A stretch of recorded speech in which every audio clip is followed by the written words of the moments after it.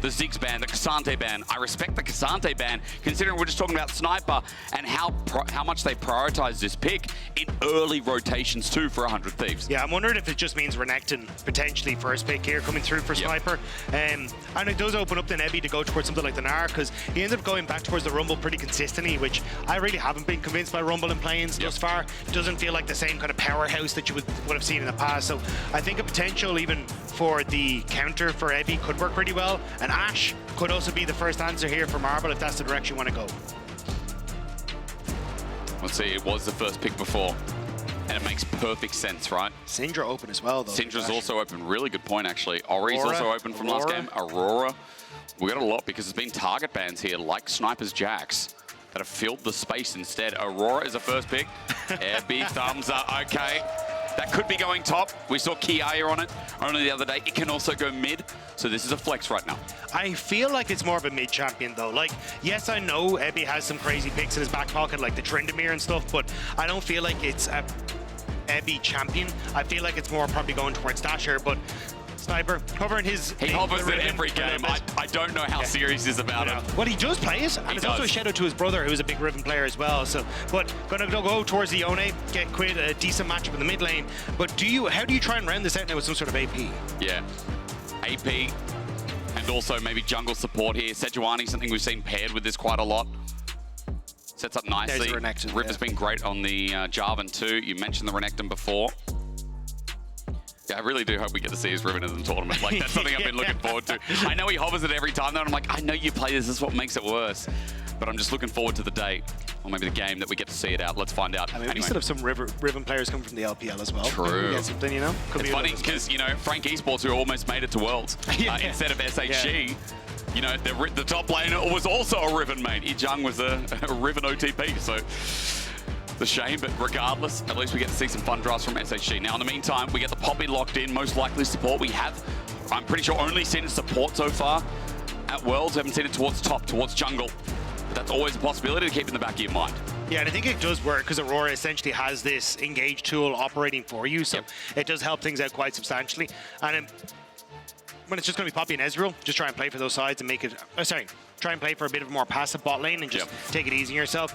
Tomo going to go back towards the Kaisa, which is kind of been the old school counter that we saw creep up when Ezreal came in. Just the ability to chase him down with you have that level 6 and finish him off and assassinate was great.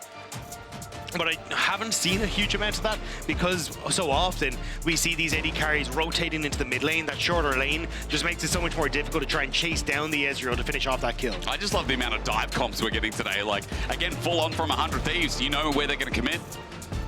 Seeing Marble after he got 2v2 solo kills in the last series in lane. Also exciting seeing on something like Ezreal with the playmaking available.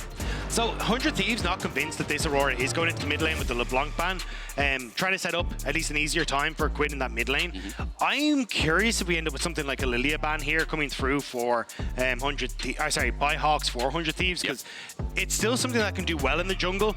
But also, you kind of need a little bit more of that AP damage. Yes, Tomo can go towards it. Like, you get the Krakens, the Gwynsus, and then you can go in towards your AP build. But it's so late down the line. I don't think it's able to facilitate a huge amount of what you need.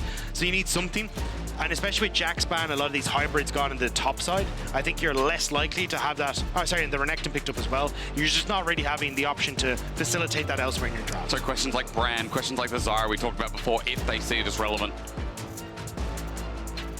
Those AP junglers, the Sejuani already gone in case there is a pairing through mid jungle, as mentioned before.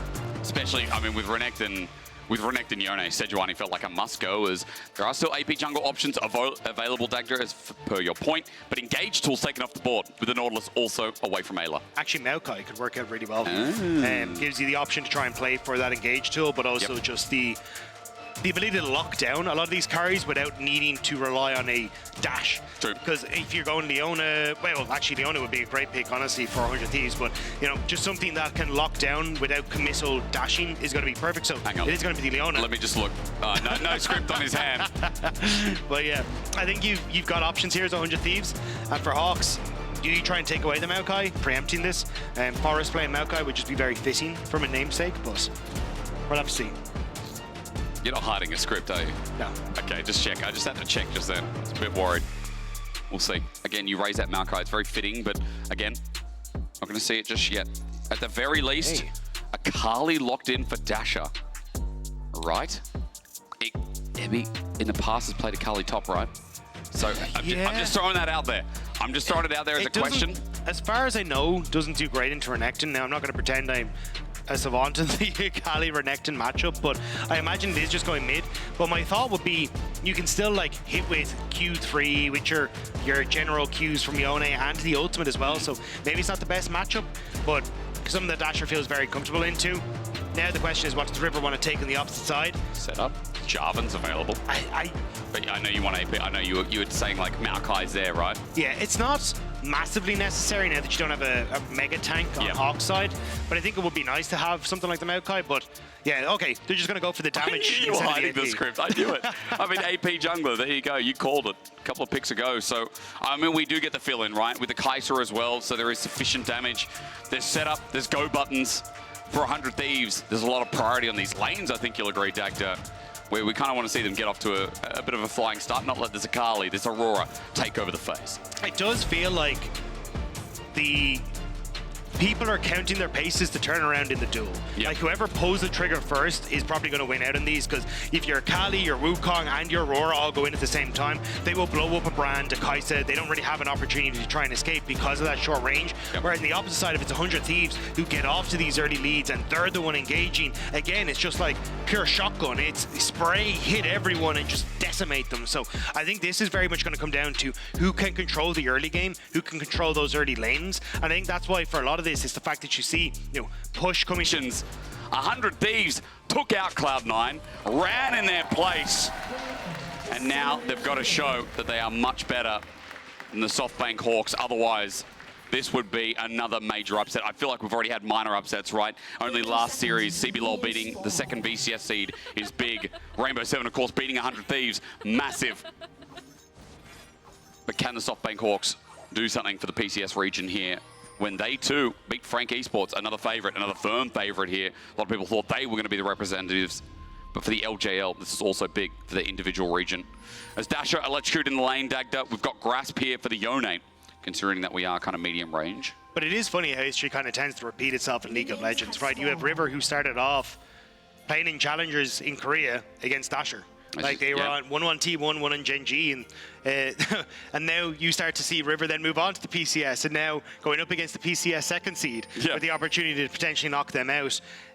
So often we see multiple of these players go up against each other, but now it's a case of how well can you feel them out in these early stages, because again, the threat in these fights cannot be overstated.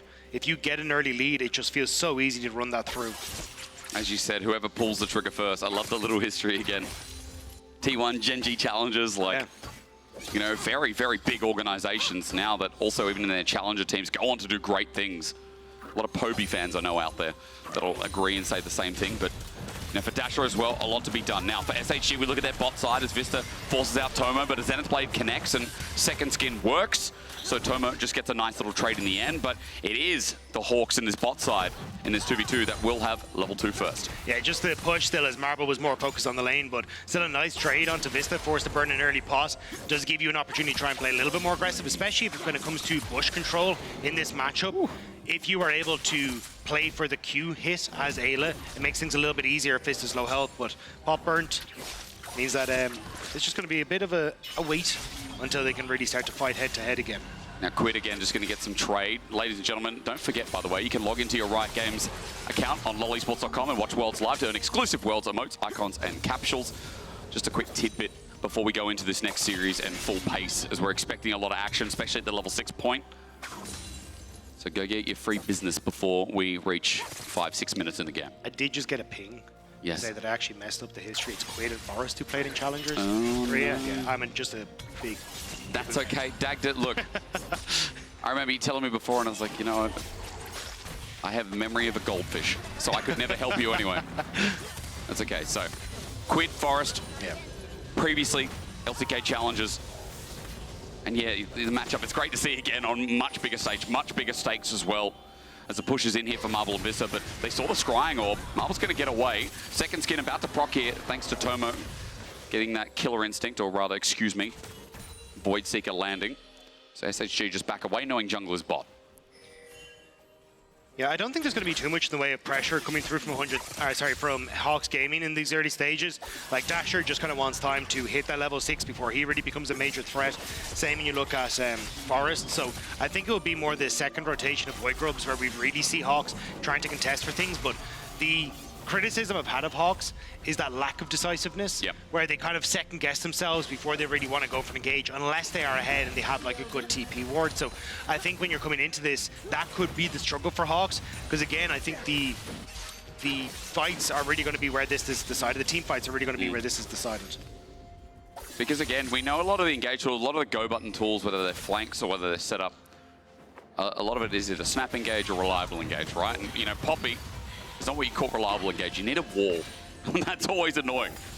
You need something in the way so that Poppy can, or a flash available as well. You've got to commit a lot.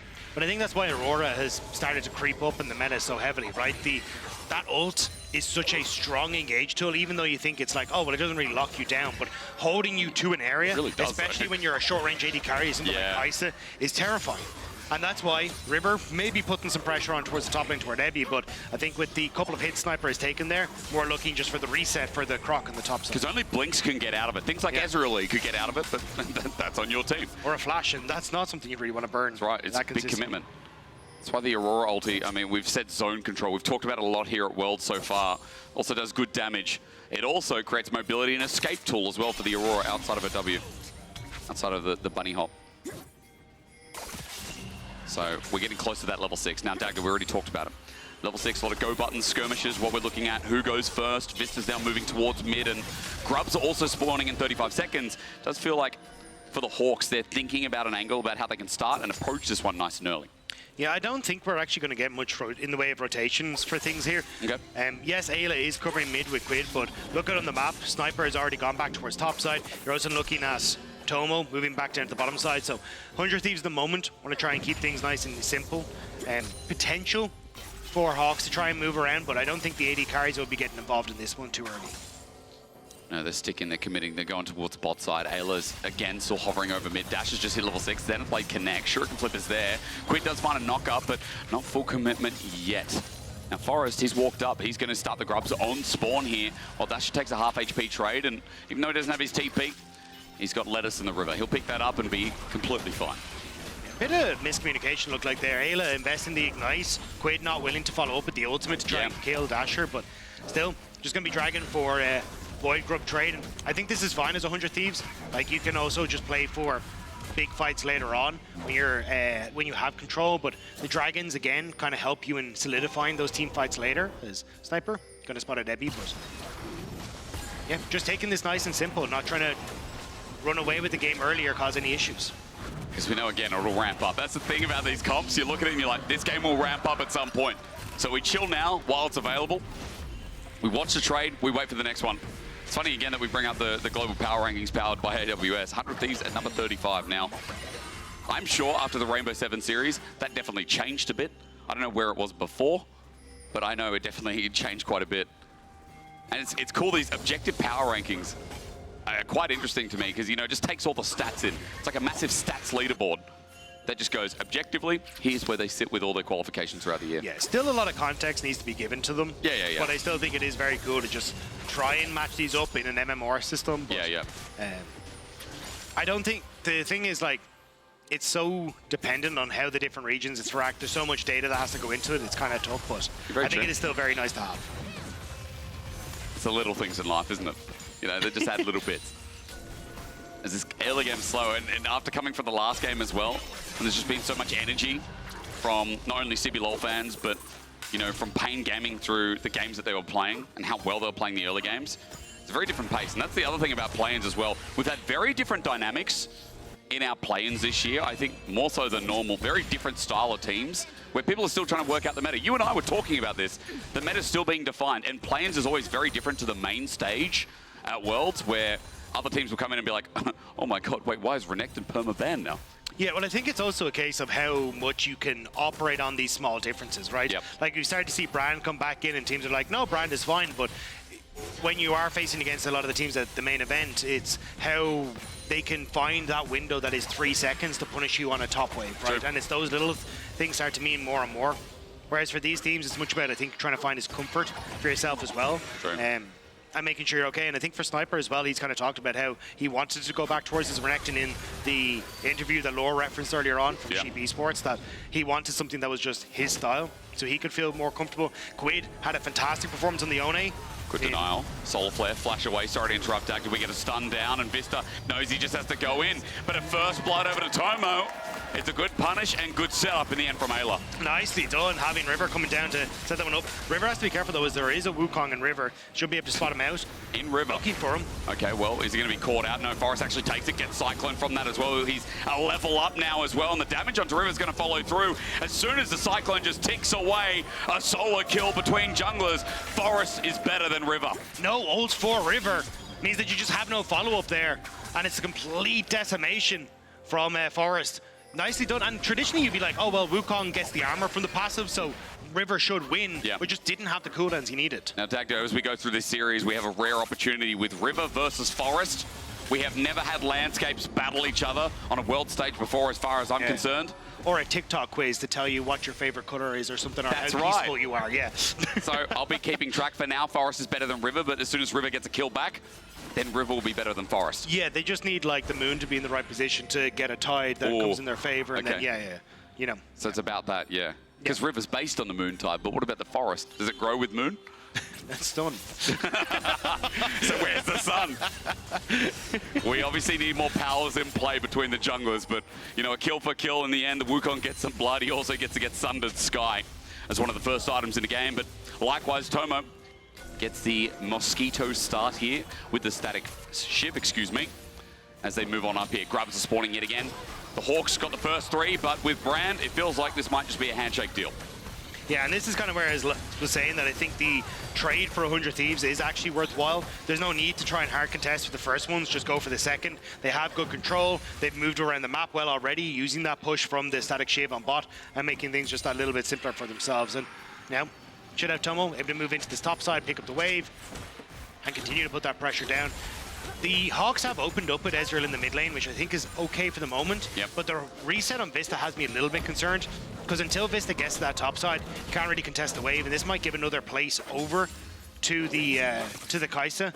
Whereas I don't really see Dasher being able to threaten the place take on the bottom side. You just saw that before. Highlights coming through of River, because naturally, it does feel like River again is the way this team works. I mean, it's just a fact, really, at this point. Even in the series we talked about a little bit earlier, where we have some downtime, Dagda. That series of Rainbow 7, it felt like River was trying to do everything to set up 100 Thieves for success alongside Sniper. But unfortunately, couldn't do too much. Sniper looks for the all-in. Forest is coming down. But the Renekton has Dominus and Flash available. It feels pretty impossible right now without Akali having a first item to take this 1v1 or 1v2. Dragon spawned. Forest yoinks it. And River just walks away for the time being. Now, SHG, they've got their the AD carry mid, But you see Quid is top here with TP. Aurora starting to move down though, and the TP coming through from Dasher. Storm Surge just completed for him. Such a big pickup before this fight, so Hawks definitely want to try and contest this, and 100 Thieves aren't in position. Yeah, I like the pings. You can see immediately from Quid, he's like, I want nothing to do with this, lads. I just want this tower. Like, we can just wait for gold. That's all we want. You got 3 grubs of Yone. You take this turret down, and Yone's second attack has magic damage in it as well, so does really good work on turrets with a bit of buff from the 3 grubs. 2 plates in the end, I believe, taken away. They get Dragon, and remember, 100 Thieves got the first one here, so it only delays the soul a little bit while more gold goes into Quid in the side lane. Yeah, but the gold was starting, as we started off the game, in favor of Hawks. They had a CS lead mid, CS lead top, but now you've got Tomo, who's able to pick up the kill, and some nice map movement has given him the CS lead, and now Quid also starting to get that control thanks to plates as well. So 100 Thieves, again, just kind of playing out the map better. And I think that's where we saw Hawks really starting to struggle in their game as well. It just felt like they weren't really able to keep pace in their last series, and it cost them when it came to getting towards those fights, finding the opportunities to play through. In game 1, their wombo combo, but also again, we're kind of coming back to these moments where Hawks are trying to operate in a different style to what we saw domestically. Like, this is, sure, you've got some, I'll say, combos for your team fight, but it's not like a hit the or button all together and we win type of style. Yeah, it's different, isn't it? We knew that coming into this tournament, we knew that Worlds was going to be about them. These magic team fights, these great moments where Evie can step up, and whether it's things like the cannon, even the Aurora here, right? We've seen moments of brilliance from him in the past. Now it can be up, it can be down, but maybe he's about to show us what it looks like as 3 members of 100 Thieves stop here. The Fate Shield, the Solar Flare. He can't move. Stuck in place. River takes the kill as Dash is trying to move up and help him out, but now he's TP'd on 2. He has to Shuriken flip out of there, and yes, he buys space, but 100 Thieves are looking for more. As Zenith played onto Forest, he walked into trouble. He gets blazed up with a pyroclasm that burns him down for days as he flashes away. Forest now can't re-engage 100 Thieves. They're taking everything in this top side while Herald is looking at them in the eye. Yeah, still, you got nothing to try and contest as Hawks. Dasher tried to go underneath the tower with that ultimate, but just couldn't quite find the kill. You got River and Quid who were able to flash on out of there, but a huge amount invested. I think they're just going to wait for the TP from Quid to come back in here before 100 Thieves try and contest. They need to get on towards mid-wave as well. So Hawks trying to just gate them off of entering into mid lane. They're not going to start it at the very least. Now, Forest still has his ulti available, but no flash. Dasher used his in the previous fight, and we've still got the steadfast presence, rather, Keeper's Verdict, as the Mastercard laning economy snapshot shows us the strength of Quid and Tomo here in this early game.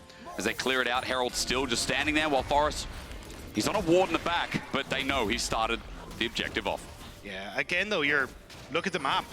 Sniper on towards the objective, or the top lane first, so yes, you will get this Rift Herald, but a tower for Sniper. You can also cross map here, which I'd love to see Eyla moving down towards that top or bottom side. Looks like he's just kind of competing on his own here. 100 Thieves maybe with the late contest, knowing the Forest can't really take this quickly. Eyla's Solar Flare being back up gives him a bit of confidence. Sniper Dominus almost there as well, and he held onto his flash, so teleports in, and 100 Thieves go for round number 2. Teleport's committed on the other side as well. Dasher runs on in. Eyla has to flash away, but Sniper still without his ulti. He has to run on out as Evie zone controls into death, and with Forest taking the kill with Dasher running in as well, it's not looking good. In the end, Quid can't clean that up, and River got caught against the wall. 100 Thieves didn't have the cooldown, but they still tried to force it. 100 Thieves didn't have the summoner spells they needed to play that aggressively into the position of Rift Herald, and now Tomo on his own. 4 members. I don't think they have the CC to try and lock him up at the moment. Just going to try and poke him down. His ulti, he runs in, almost tight for his troubles. Vsta happy to absorb with Aftershock available. But the Hawks just picked up, or at least picked up a few kills, added some gold back in their pockets, and now Forest in a very good position, also with Marble 2. Dagda, show me this replay and tell me what I should absorb. But they could have gone for a play on bot side, but instead they tried to hard force into a position where Sniper isn't really contesting onto big threats. Vsta able to keep him grounded as well thanks to the steadfast presence, and they're already on the run. Like, it's too late by the time Quid comes in here. The pyroclasm isn't there, the damage isn't there, and it's just so messy on how they try and enter into this. I honestly thought they'd just shove mid, rotate bot, and look for a dive onto Aurora again. We just saw how vulnerable Ebby is in his side lane, but they don't go for the play, and it cost them. Now, to correct myself a little bit, I did say it was a 2 for nothing, but of course 100 Thieves did pick up a kill on the side thanks to Quid's setup, and Tomo was the one to get it. So you can see the teamfight damage in that last play. In teamfight damage overall, Tomo's doing a lot here with almost 2 items up. Yeah, the Rift Herald never got taken though, so he still could be down for another tussle as Eyla tries to move in. He was not spotted, so actually nice little bit of movement here by Eyla. If he can get in behind, trying to avoid being spotted by Vsta here. Hex Flash almost available too. The great thing about Leona with Hex Flash is getting over some of those walls and the gap close you have. Dagda, I think it was you who's telling me in LEC splits this year, like the great thing about Leona is the long range engage that she offers to comps as well. That's the one thing that is ease of execution. Leona can be anywhere. And her gap close is nuts. Her solar flare range is nuts. Yeah, it's the non-committal factor that really makes it shine for me, because it's the fact that Poppy can't really stop it. If you ultimate Leona and it hits, you still get that CC and everyone else can just move on in, just walk on in to follow up on it. So it makes it very difficult for Hawks to try and play around it. Now, I still think with the amount of CC you have from Forest and also then from Vsta on the follow-up, it can be a little tough, but it's still just nice to be able to fish for some of these picks without having to overcommit into the play. Tomo, as he pushes out this wave, get ready for the next dragon. It's just spawned, and you can see that 100 Thieves are looking for a pick that leads them into either side of the objective. We talk about non-committal engage. Hex Flash also helps out. Vsta tried to get a wall shove, but he finds nothing. Eyla now in the middle. He solar flares. He Zenith blades. Tomo realigns his angle, but Evie controls the zone. Eyla went in a bit too early, but it doesn't cost him because Sniper came to party. In the middle goes Quid. He doesn't lock down anyone with that ulti, and Sniper takes some tags on the way out. But now, Jungler's down. Forest is dead, and 100 Thieves can go Go around to that dragon and take it. The real winner of all these fights is Ripchild getting to keep its life. Yeah. Quid started it, doesn't get to finish it. Dragon might not be so lucky though, because you've got nothing left for 100 Thieves. Low mana on Tomo as well. Tomo on the wrong side of the fight. This is a 3v4. Yeah. Are they going to do this again, Dagda? We saw it mid when they don't have the cooldowns. 100 Thieves still willing to fight, but SHG, it was only the Aurora, only the Cyclone in the end. Poppy ult also down, the perfect execution. Thank you very much, Dagda. You've shown me that Dasher still has the all-in. But the Hawks don't want to commit. They leave Dragon, goes over to 100 Thieves. There again, like not really wanting to take the fight. Can work out for Hawks here. The fact that they're able to get mid-tower now. Oh, interrupt on the back. River's alone, but he's got Quid now joining him in. But Dasher is hit pretty much everything, forces the flash until Quid's there to save the day, and he jumps on him. River gets out with his flash. It was a ruse in the end, and thank God for Quid, otherwise that brand was in trouble. But still, flash gone. And the fact that you don't end up getting that quick reset to try and move back out of the map is going to hurt them. Ebby, though, spotted by Eyla, but I don't think he's going to go down on anything. But this is the point. The little mistakes from 100 Thieves getting punished here. You know, Ayla's here. Evie has to be careful as Quid just backs away. A full minion wave to go, but wave clear is part of Aurora's kit as Eyla steps up to this. Forest is in here. Cyclone is back up and available in 5 seconds. Sniper comes out of the bush and Evie just buys some space, but he gets stunned up. Renekton's power shown in proof as Cyclone now back up. Eyla about to burn down. Cyclone's enough to get the kill. Dasher teleports in, and the action's only just started. A Shuriken flip connecting, and a steadfast presence shown that Vsta can hold them off. TP in the back as well, and we fight again. It's getting messier and messier, and I love it as Vsta finds one on Sniper, and Tomo and Quid have to run. SHG have the numbers. They've got the true shot barrage. Quid wants to go in, but he has to quickly back on out. That's a pick, that's a win, and Dagda, we're starting to scrap a bit more. 100 Thieves are trying to force way too heavily on this bottom side. Well, he'll be able to get out, but Quid may not. Quid being cheeky with it yet again, but Forest doesn't have that Cyclone. We just saw it used. So he looks to defend bot instead, but with 3 grubs, they also have enough power to open up this side lane. So Quid just trying to clear out whatever camps are on this bottom side, because when you look top, River is clearing out the other side. But when you look at straight goals, this is a massive win for Hawks, the over push on bottom side. When River had moved to the top side of the map, Ezreal, Marble had push in mid lane. They were able to collapse so easily. But 100 Thieves, they keep trying to hard force plays when they just don't need to. You see the win probability, it's up and down a little bit again. Now in the early game, it's natural. But we're 21 minutes in, and while Quid's gonna get this turret here, gold is fluctuating a little bit. The only thing 100 Thieves right now have firmly in their control is the dragon stacking, which in 2 minutes 30, we get a greater answer as to if that continues. I think the saving grace for 100 Thieves is that their side lanes are winning. Yep. Sniper having this Hysterics, sorry, not the Hysterics, great, the Stride Breaker makes it a little bit easier for him to try and chase down some of these members. Quid also very far ahead, 1.2k gold lead over Dasher. But when you add in a Wukong, makes it a little bit more difficult to try and control these. So for 100 Thieves, they need to try and win out in the macro game, but that was kind of their big weakness in the LCS, was that they just wouldn't be as clean, say, as Cloud9, the team that they beat to get here. So for Hawks, if they can try and play into that weakness, they can certainly try to bring this game back from the brink. I mean, Dasher, again, not in the worst position. You talk about side lanes winning, and yes, he's 800 gold down, but there's Akali heading towards 2 items, and we know there's a good scaling element there. We know Akali's damage becomes unbearable, and you even said it in the draft. I know there's not super tanky elements on the side of SHG. I know for 100 Thieves they got the Leona, but the Yone, the Kaisa, even the brand jungle, the ability to be popped in this game is something I'm excited to watch to see if Dasher can pull off, considering that he's the highlight here of this roster, despite the name value of Ebby. We look at Dasher mid and we're like, bro, it took him 7 years to get to this spot, but he is a carry that can control the game and absolutely pop off for this team. You can see though, Ebby's trying to support the play on the mid lane. Good wards from 100 Thieves to spot out essentially what is the overload on mid coming through from Hawks, but gives time now for 100 Thieves to try and fight back. Everyone, apart from Dasher, has moved up towards this top half of the map, but he's aware. He's not giving enough space for 100 Thieves to try and find the pick. Plus that control ward there as well. He does push out. If 100 Thieves start moving in, he's going to get information real quick. Quid moves away after pushing the wave and maybe looks for an angle on mid, but they're being mega patient here while waves are just being handled and Forest is just clearing the top side. Dragon in 50 seconds, so Hawks kind of aware that they don't need to approach into this. They can just play off of wave states instead. So they start to group up on mid. give Marble the pressure that he needs. They spot out 100 Thieves now, but Aurora is starting to move down. Nebby wants to become a part of this. Forrest will have another smite shortly, so he had 2 charges in his back pocket, which enables him for either the potential Baron sneak or the Dragon that we're alluding to before. 100 Thieves in the river first, and Quid is just moving through enemy jungle. He's still MIA.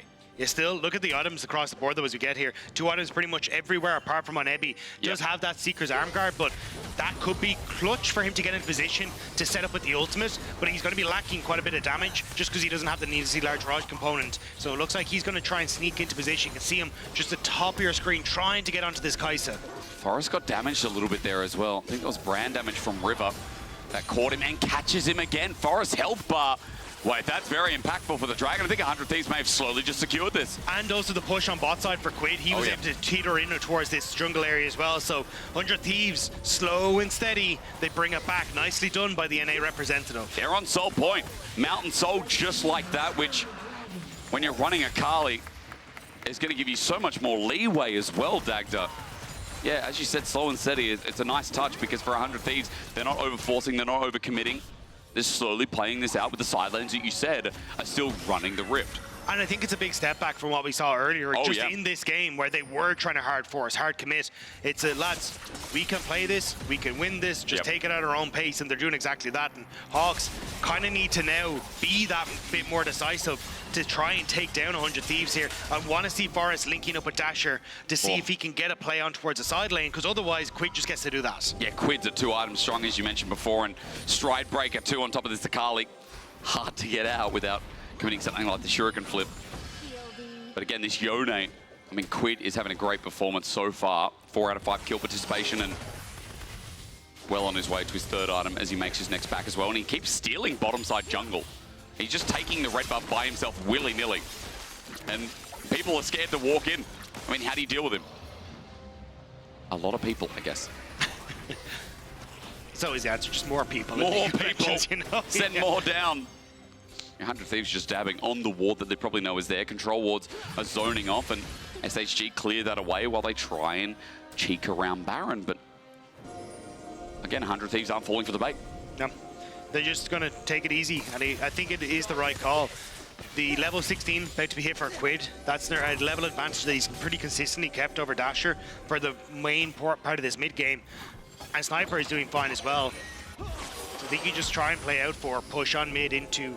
And sorry, even for like the Kaisa, if you get a potential to run down Marble, you can do so with the items that you have right now. And Marble may learn all about it in a second as Quid is just waiting over the wall. Eyla doesn't go for the solar flare just yet though. Trying to get something else out on a ward, of course, is going to be too premeditated as Vsta just sees them rotate to left side jungle. Underneath turret, Quid gets some damage down. Forrest gets chunked, and that's a 3-item Kaisa too. And now that the W's connect, 3-second reset. 3-second reset. Tomo gets to start poking out, and maybe it's enough to start Baron. Yeah, because look at Dasher on the bottom side. He'll have to commit his TP, so I think 100 Thieves, once they see that committed, should back away from this. This is still a fairly risky one, even if I mean, Forrest back, and again, the jungler getting poked out by 100 Thieves is rough for them, as 100 Thieves look for the pick on. They've already gotten the Baron. They look for Evie after the thought. They just need to get out now as True Shot Barrage is there, but Evie's ulti locks them in play. Running in, Sniper re-engages and takes Evie out. The top laner dead from the Hawks as the Cyclone re-engages, but Forrest is getting chunked down, poked to hell. The Japanese representatives have been clawed in. Dasher tries to get a pick. Eyla still stands for the time being. Tomo finds another one. And even though Dasher tries to outplay, River flashes again and looks him dead in the eye. Hawks thought they might have been able to buy the time that they needed. I was watching Ebby for that big Aurora ult that would hold everyone in place. Buy time for Forrest to get there, especially with the poke that can come through from Marble and also then from Ebby. But the way 100 Thieves played that fight was excellent. Sniper entering into the pit, buying space for people, then resets coming through from Quid with the TP back in. The ebb and flow in that fight was great from 100 Thieves, and you get to see it. Like, Ebby could have thrown down this ult, committed to Quid and Eyla, but he doesn't end up going for it. The going golden here, and this is where I thought we get the re-engage, but watch how much space Sniper buys. This is disaster for 100 Thieves, but Sniper going in, putting his body on the line, draws all that attention from Hawks. He barely escapes in the back line, and then Quid gone for the reset into a TP onto the top side, means that he gets the reset into the fight. Ayla doesn't even fall off the back of this, and then Dasher tries desperately to get on River, but the flash away keeps him alive. And somehow 100 Thieves all stay standing. Man, the punishment of this Hawks jungler has been real this game, Dagda. Like, health bars matter so much, and you can see 100 Thieves really good at punishing it. They started with Dragon, they do it over Baron, they even turn the fight. As you said, Sniper buying space once again, having a very decent performance as I see a flank, and I see the Hawks wanting to get something back. It's onto Quid, but he fate sealed out of there. Instead, he walks back into Evie, and Quid's now locked in play, but he's got the damage. Evie almost dies, but he has to run out as far as Cyclone's in a choke. It's a shutdown, but Dasher's burning himself, and Dasher doesn't want to go back in. He needs to run too. Tomo almost snipes him down as Forest is on the wrong space, and I think Sniper's just like, all right, I'll run Baron down mid. Sniper is happy out. He's like, I'll continue with this push. They get the 1-for-1 trade on the play thanks to that Seeker's arm guard for Tomo. I don't think they spotted it on Hawks before they came out of the base, and now Sniper running for the hills because he's buying time for the soul. It's just been 100 Thieves slow and steady winning the race. Like the Red Bull Baron power play, it's 7,000 gold. What? That's a game-ending number that they have just picked up off of that buff. Like, that is insane. I only just noticed it because, honestly, the Hawks, like, we've seen some attempt to try and punish 100 Thieves. At least there's been proactivity in this game, but it's been real rough to watch in the past 10 minutes as we look again at the replay. Them trying to get the miracle flank. Yeah, I mean, good call from Quid to get over the wall here. Then turns immediately on towards Evie, hoping they can kill him to unlock themselves from this hellscape. Bubble's not there. Tomo goes golden, he gets away. You don't really have to follow up. Dasher can't threaten on towards the back line. Tomo playing very safe until he sees that gone. Tries for the snipe, but I think that minion actually got away with the Void Missile. But nicely done by 100 Thieves on the chase down after, and Sniper on that mid wave the whole time. So it just opens up pressure again on the map. And this time around, you're starting to get those TPs coming through for 100 Thieves. A little bit far away, but once that's available, Sniper becomes way more of a threat to join the team at any point in time. I mean, against Rainbow 7, there were certain leads from 100 Thieves, but they weren't as egregious as this, right? This is almost a 9k gold lead at 30 minutes. And the thing is as well, when you have this push on top, there's always the opportunity for the Yone to seek in behind here and threaten on the dive as well. So Hawks go for it. He's out with the between worlds again, but he's just destroyed. Tomo just stands and delivers. Dasher tries to get backline, but Tomo does it again. A good performance on this Kaisa is understated as Quid runs in. He just need to hit all the ult. He's still diving. He's taking turret shots now, transition to Sniper. But 100 Thieves, this game to them looked patient, calm, and well orchestrated. This is the game we expected from 100 Thieves coming into Worlds. Slow, steady, confident, and you can see the smiles on their faces. The win they needed to get this ball rolling at Worlds 2024. One more to try and lock in a date with Destiny. Now on match point. In this best of 3, I mean, 100 Thieves, I was even questioning, well, what are they going to look like on the day? But that is a much better result than what we saw against R7. Significantly better result, and well earned, because this is not an easy side of the bracket anymore. No. Hawks into PSG Talon, it is going to be a rough one, but we'll have to see if they can bring it back for game number 2 as we toss it over to a quick break.